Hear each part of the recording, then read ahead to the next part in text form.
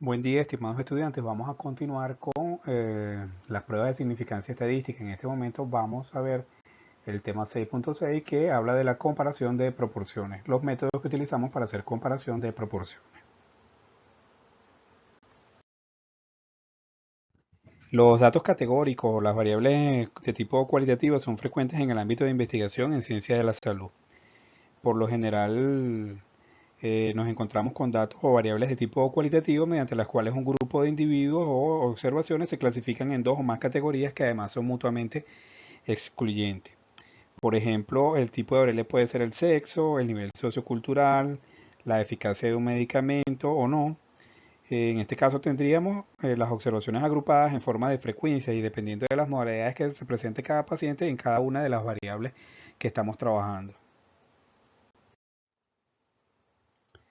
Para describir y resumir la información de estos datos categóricos, por lo general, se utiliza que son variables cualitativas. Por lo general se trabaja con o se utilizan proporciones o porcentajes. Recuerden entonces que una proporción, que un porcentaje, perdón, es una proporción multiplicada por 100.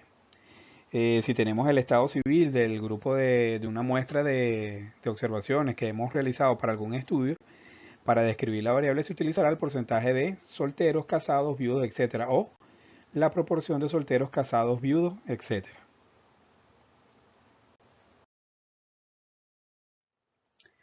Para el tratamiento estadístico se debe convertir esas proporciones, esos porcentajes, perdón, siempre en proporciones. Por ejemplo, si tenemos el caso que el 59% de la población padece de asma, la proporción quedaría de la siguiente forma. 0,59 presenta asma y su diferencia para 1 sería 0,41. Recuerden que esto es llevado siempre al 100%. O sea, si el 59% de una población o de una muestra presenta asma, el otro 41% no la presenta.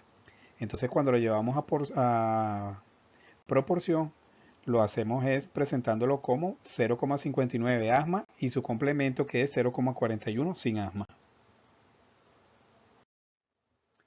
Para la comparación de proporciones entre dos o más muestras se pueden utilizar diferentes pruebas. Las que más se utilizan son la prueba de chi cuadrado de Pearson, la prueba exacta de Fisher, la prueba de chi cuadrado de McNeman, que se utiliza para datos apreciados, y la prueba de chi cuadrado de tendencia lineal para variables ordinales. Entonces, pasemos a continuación a ver qué tipo de pruebas vamos a utilizar nosotros.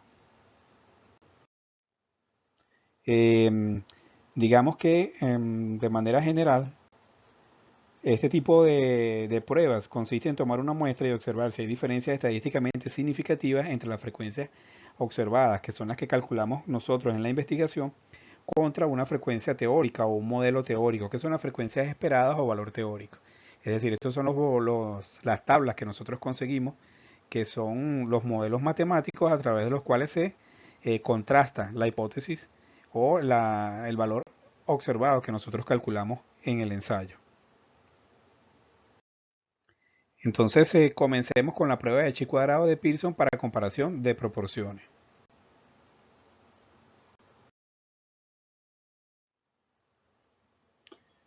La prueba de chi cuadrada de Pearson es una prueba estadística para contraste de hipótesis que es muy utilizada. Tiene muchas aplicaciones en inferencia estadística y sobre todo cuando estamos trabajando en investigación en ciencias de la salud. Se aplica para analizar datos que están presentados en forma de número de observaciones en cada categoría, por ejemplo, el número de éxitos que ha tenido una intervención, su eficacia, o el porcentaje de pacientes que presenta una característica. Sirve entonces para analizar variables cualitativas o categóricas y para comparar proporciones en grupos independientes.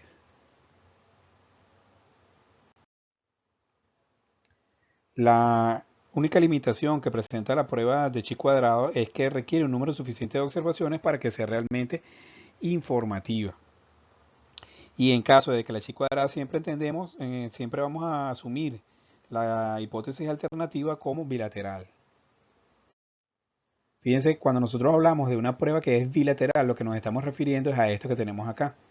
Si nosotros decimos que cuando hablamos del 95% de confianza, estamos diciendo que estamos aceptando que los valores van a estar en este rango de datos.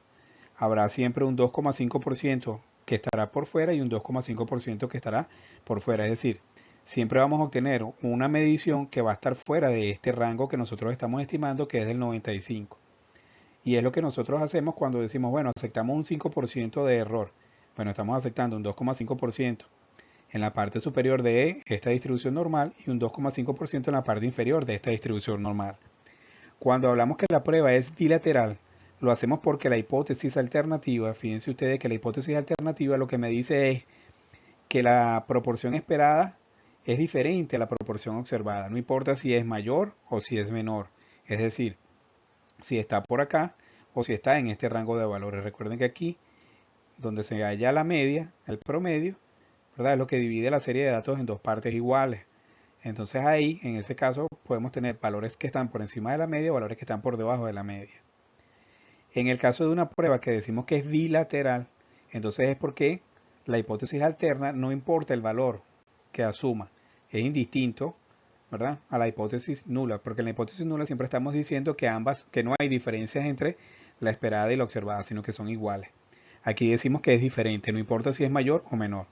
Cuando hablamos de una prueba que es unilateral es porque decimos que la hipótesis, por ejemplo, la proporción esperada es menor o igual a la proporción observada. Es decir, estamos explicando que nosotros los valores deben estar en este rango de valores, por debajo de la proporción o la proporción media.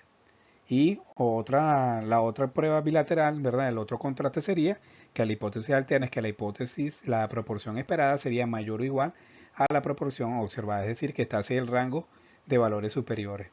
Entonces, cuando hablamos siempre de una prueba que es bilateral, es porque estamos tomando, no importa hacia qué lado de la curva estamos ubicando la zona de rechazo de nuestra hipótesis alternativa.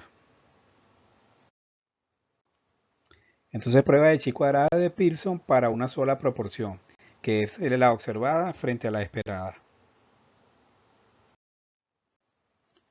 La chi cuadrada tiene como primera utilidad hacer una comparación dentro de una sola variable categórica. Es decir, cuando nosotros tenemos una sola variable podemos hacer esa distribución, aplicar esta prueba. Esto es para comprobar si la distribución observada se corresponde con una distribución teóricamente esperada. Veamos entonces esto con un ejemplo. Una encuesta de 20 universitarios arrojó que el 45%, es decir, 9 de ellos son mujeres, y el 55%, es decir, 11 son hombres. Entonces aquí hay una sola variable que es el sexo, que además es cualitativa y dicotómica, asume dos valores nada más, mujer u hombre.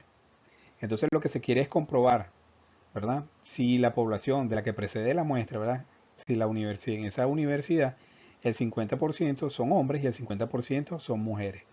Es decir, que no hay diferencias en la distribución en cuanto al sexo, sería la hipótesis nula.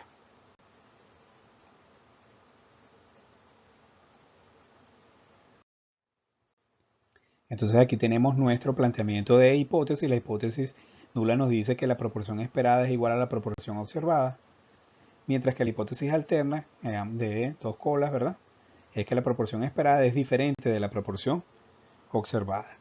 Entonces el esperado es que sean 50% hombres, es decir, 10 observaciones.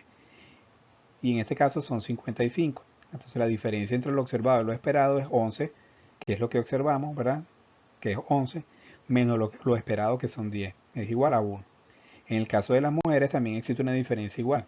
9, que es el valor de lo observado, menos 10, que es el valor de lo esperado, y nos da menos 1, entre lo observado y lo esperado.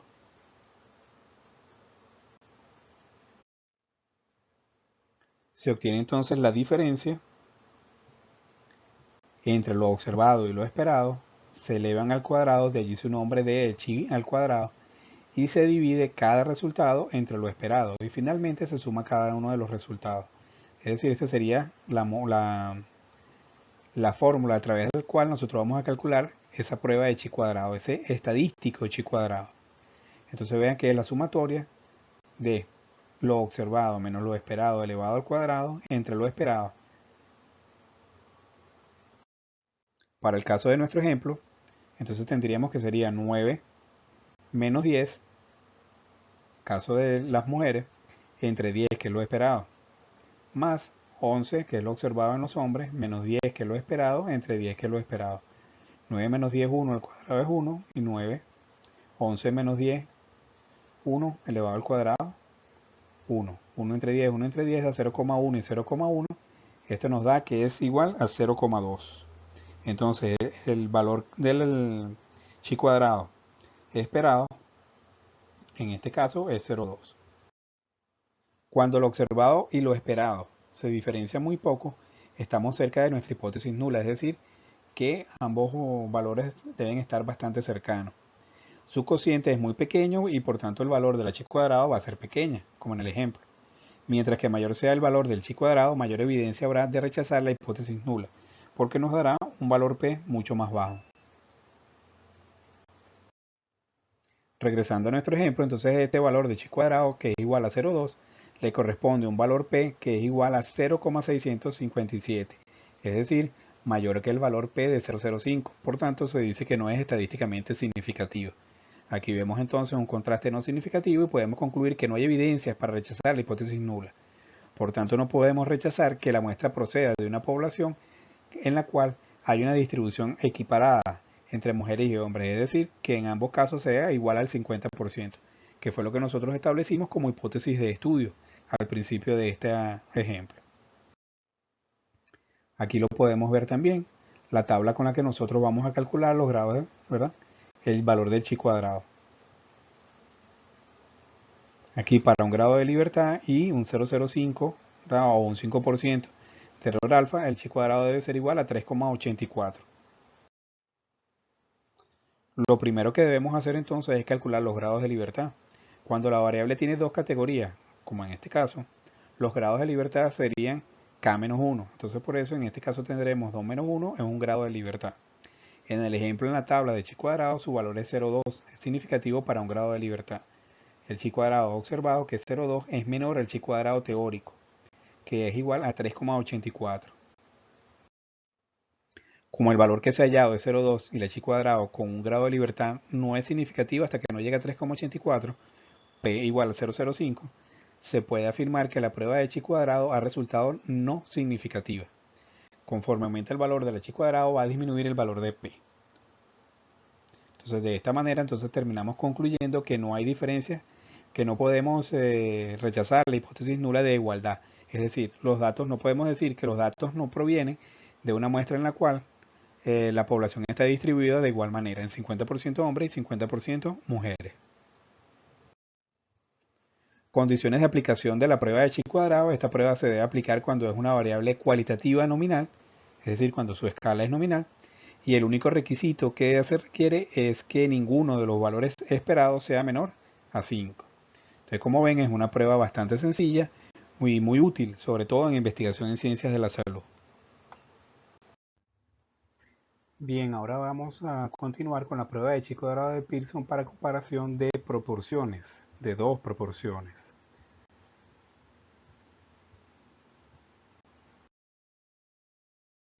Este es el uso más habitual, ¿verdad? Que se conoce para la prueba de chi cuadrado de Pearson y permite contrastar hipótesis de independencia entre dos variables categóricas a partir de una tabla de contingencia, lo que llamamos una tabla dimensional o una tabla tetracórica que asume dos valores o una tabla 2×2, en donde se comparan las frecuencias observadas con las frecuencias esperadas. Es decir, la frecuencia que teóricamente debería haber en cada casilla si las dos variables fueran independientes. Una vez que obtenemos las frecuencias esperadas para cada casilla, la chi cuadrado tiene la misma expresión que vimos en el uso anterior, pero ahora cuenta con 4 términos, es decir, que en el caso anterior se utilizaban solamente dos, era dicotómica la variable, en este caso es tetracórica, por eso que se asume 4 valores, 2 esperados y 2 teóricos o 2 observados. Entonces tenemos que la chi cuadrado tenderá o será igual a 0 cuando las variables sean completamente independientes. Y entonces de las frecuencias observadas y las frecuencias esperadas van a ser iguales. Mientras que la chi cuadrado será mayor en la medida que la diferencia que existe entre las frecuencias observadas y la esperada también sea mayor. Es decir, habrá una mayor diferencia entre la relación en cuanto mayor sea la asociación que puede existir entre las variables. Si los datos son compatibles con la hipótesis de independencia, la probabilidad asociada al estadístico chi cuadrado será alta, entonces tendremos una probabilidad mayor a 0,05. Mientras que si la probabilidad es menor a 0,05, los datos son incompatibles con la hipótesis eh, nula de independencia y concluimos entonces que las variables estudiadas están relacionadas o están asociadas, ¿verdad? Rechazamos entonces la hipótesis nula y aceptamos por descarte, ¿verdad? Como alternativa la hipótesis alterna precisamente. Entonces los requisitos o las condiciones para la aplicación del test de chi cuadrado es que no puede aplicarse cuando la variable dependiente es ordinal. Además de eso, no se puede aplicar tampoco cuando los valores esperados, ninguno de los cuatro valores esperados es menor a 5. En ese caso se tiene que aplicar otra prueba también que es chi cuadrado, pero una corrección de la prueba de chi cuadrado. Otro de los requisitos es que ambas variables deben ser de tipo cualitativas en escala nominal, por ejemplo el sexo, la, la presencia o ausencia de un factor o de una enfermedad, por ejemplo. Y tampoco se aplica si se desea comparar la proporción de ocurrencia entre más de dos grupos o entre tres grupos. Entonces, para entender mejor cómo se aplica este test de chi cuadrado, vamos a utilizar el siguiente ejemplo. Se realiza un estudio sobre el cáncer de piel en ancianos y su relación con el hábito de fumar. Se supone que hubo 15 casos de cáncer en total de 35 fumadores y 10 casos de cáncer entre un total de 50 no fumadores.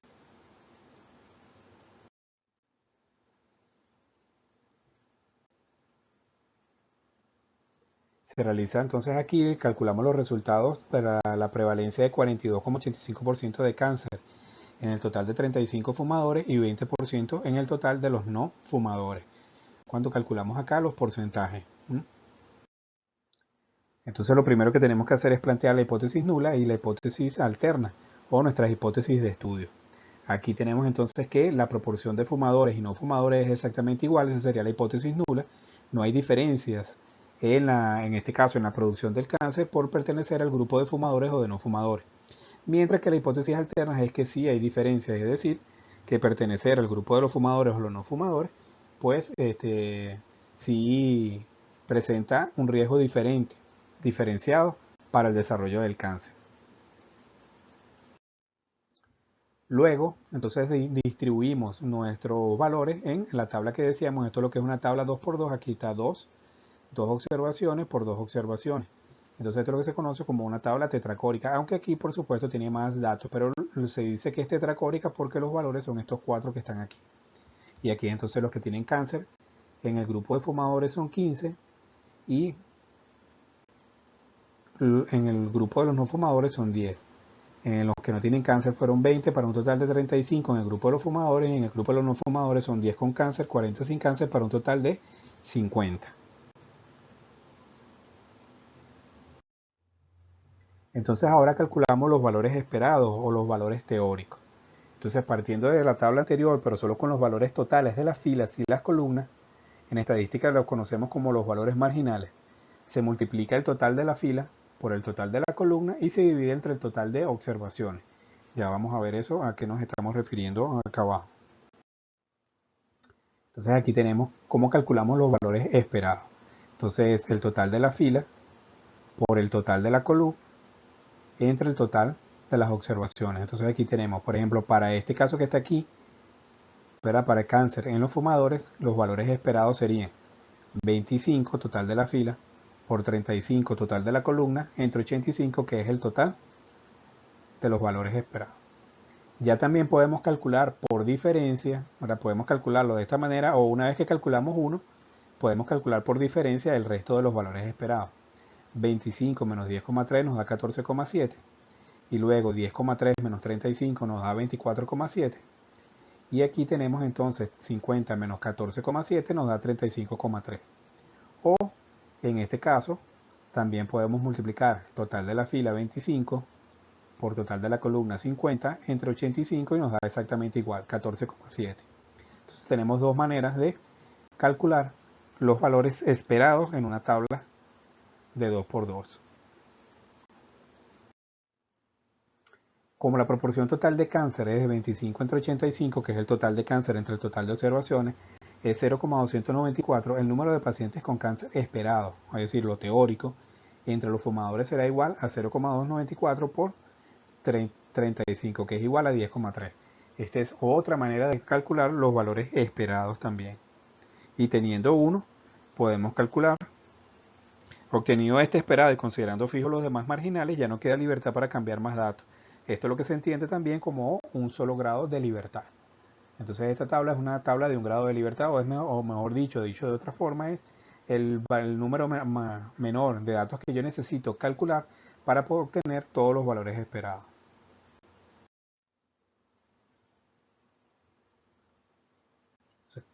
Eh, reiterando, obtenido este valor esperado, ¿verdad? Que es 0,294, que es la proporción de cáncer en toda la muestra, por 35, que serían los fumadores, nos da que es 10,3 el número de casos esperados en los fumadores.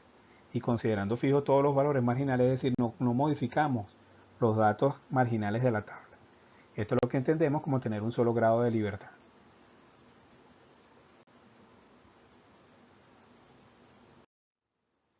Entonces, como los dije, otra forma de poder calcular los valores teóricos o esperados es, una vez obtenido este primer dato, por diferencia vamos obteniendo el resto de los datos. 25 menos 10,3 nos da 14,7.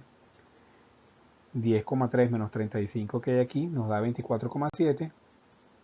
24,7 menos 60 nos da 35 y así vamos obteniendo todos los valores esperados.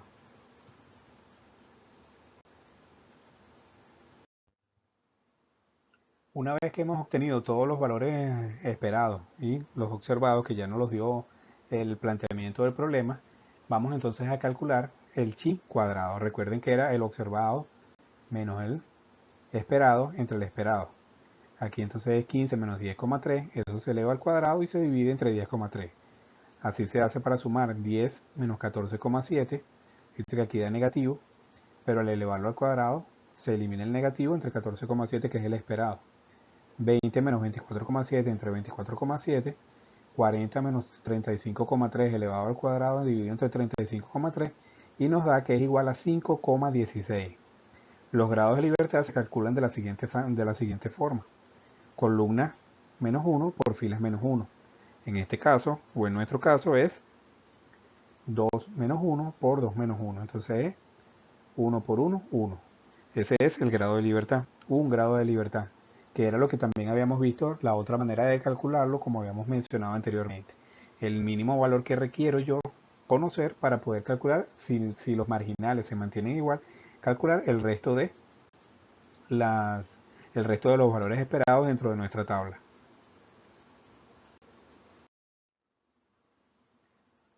Luego que hemos obtenido el valor de chi cuadrado, vamos entonces a comparar el valor observado, este es el valor observado que es el que nosotros hemos calculado, con el valor teórico o el valor que se presenta en la tabla. En este caso el chi cuadrado para 3,84, que es una P de 0,05 o un error alfa del 5%, es 3,84.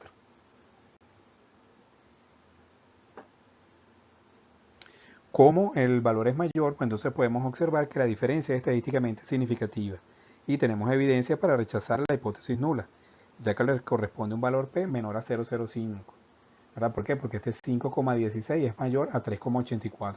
Al ser el mayor valor, rechazamos la hipótesis nula y decimos que sí, que pertenecer al grupo de los fumadores es un riesgo para desarrollar cáncer, por lo menos en este estudio. Como decíamos, conclusión, que al calcular el valor de chi cuadrado, que es igual a 5,16, es superior al chi cuadrado para un P de 0,05, que es 3,84, entonces afirmamos que la diferencia es estadísticamente significativa. Tenemos evidencia para rechazar la hipótesis nula, ya que le corresponde un valor de P menor a 0,05. Recuerden lo que dijimos, en la medida que chi cuadrado sea mayor, la probabilidad siempre va a ser menor. Se puede afirmar entonces que existe una asociación estadísticamente significativa entre ser fumador y la incidencia de cáncer de piel en ancianos. Afirmamos entonces que existen evidencias de un mayor riesgo de cáncer de piel entre fumadores. Con esto podemos entonces afirmar, decir, concluir que sí, que el fumar es un factor de riesgo que está asociado con el desarrollo de cáncer de piel en ancianos, tal y como se plantea en este estudio.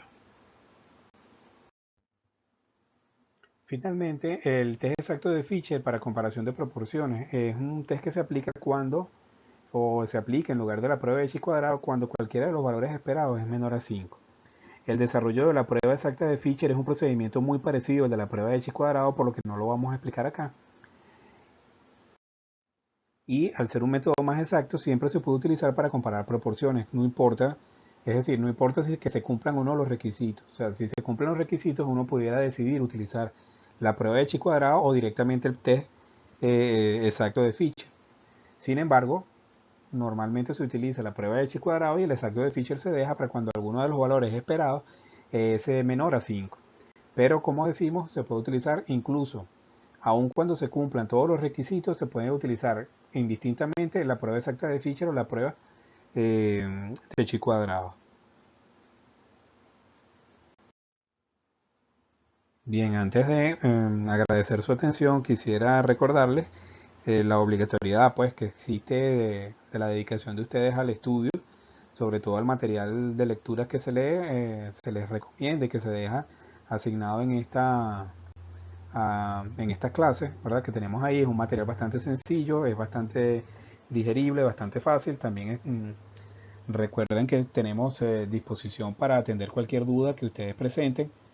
Y adicionalmente, al final de esta actividad, voy a dejar unos vínculos hacia un material que está totalmente en línea para aquellos que deseen profundizar en el tema de las medidas de tendencia, las medidas de contraste de hipótesis y las pruebas de significancia estadística, sobre todo para practicar. Así que bueno, muchísimas gracias por su atención y estamos disponibles a través de los canales de comunicación que hemos establecido en el curso. Buen día.